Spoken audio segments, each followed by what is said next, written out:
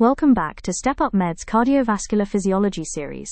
In this episode, we're talking about cardiac output, how much blood the heart pumps per minute, and how your body controls it moment to moment.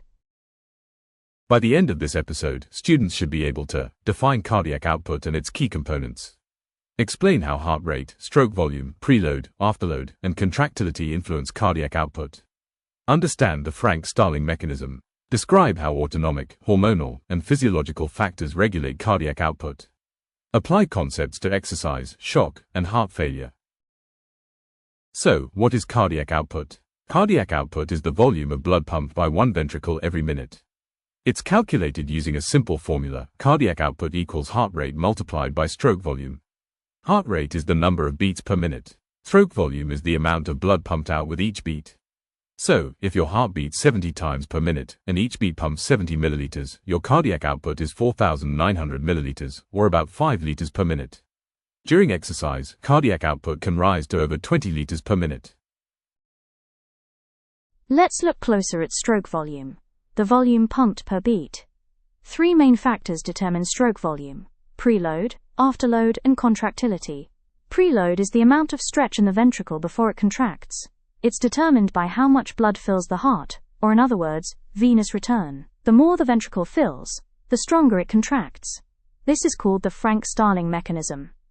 Afterload is the resistance the ventricle must overcome to eject blood. Think of it like pushing open a heavy door. Higher afterload, like in hypertension, makes it harder to pump, and stroke volume falls. Contractility refers to how forcefully the heart muscle contracts. It increases with sympathetic stimulation, adrenaline, and certain drugs. More contractility means more blood is ejected, increasing stroke volume. Now let's look at heart rate. Heart rate is mainly controlled by the SA node, the heart's natural pacemaker. The autonomic nervous system regulates this. The sympathetic system speeds it up. The parasympathetic system, through the vagus nerve, slows it down. A moderate increase in heart rate increases cardiac output. But if the heart beats too fast, it doesn't have time to fill, and output may fall.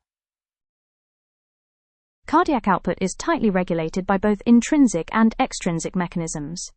Intrinsic regulation includes the Frank-Starling mechanism. When venous return increases, preload rises, and the heart pumps more forcefully. Extrinsic regulation involves nerves and hormones.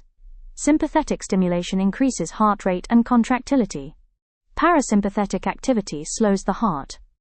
Hormones like adrenaline and noradrenaline increase both rate and strength of contraction. Temperature, electrolytes, and medications also play a role. For example, beta blockers reduce heart rate and contractility. Positive inotropes like digoxin increase contractility. So to recap, cardiac output equals heart rate times stroke volume.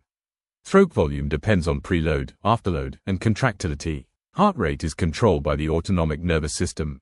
Cardiac output is adjusted to meet the body's demands, whether at rest, during exercise, or in disease. Now test your knowledge with this quick question. Which of the following changes would most likely increase stroke volume? A. Increased afterload. B. Decreased venous return. C. Increased contractility. D. Decreased end diastolic volume. Leave your answers in the comments below. Thanks for watching. In the next episode, we'll explore heart sounds and murmurs, and how they relate to everything we've covered so far. Don't forget to like, subscribe, and check out the full playlist to keep your revision flowing. See you in the next one.